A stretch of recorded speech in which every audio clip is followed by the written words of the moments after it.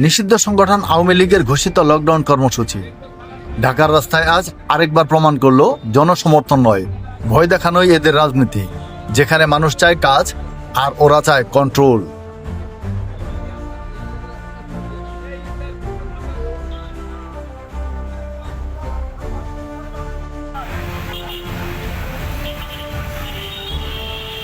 লকডাউনের ডাক দেওয়া হয়েছিল ঢাকাকে থামাতে, কিন্তু থামেনি কেউ। থেমেছে কেবল সাধারণ মানুষের দিন যাপন। যে মানুষ প্রতিদিনের রোজগারে বাঁচে তার কাছে এই কর্মসূচি মানে ক্ষুধা আর আতঙ্কের দিন।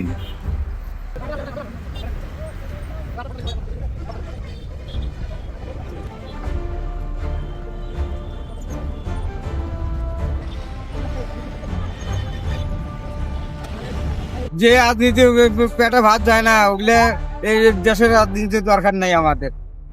এইরকম আমরা সুস্থ রাজনীতি চাই, ভালো, যে পেটে ভাত যায়, কিছু পুরি খাইতে পারি, সুস্থভাবে গাড়ি চালাতে পারি, এখানে চাঁদা দাও ওখানে চাঁদা দাও, এই রাজনীতির দরকার নেই।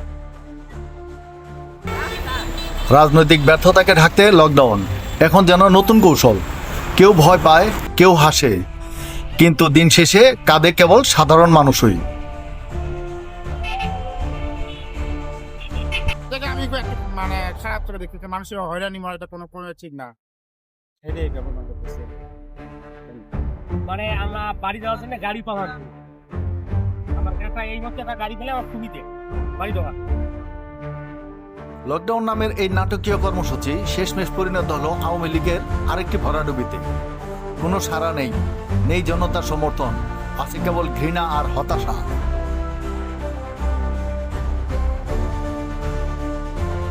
আমরা এমন একটা দেশ চাই যে দেশে কোনো জ্বালাও পোড়াও রাজনীতি চলবে না।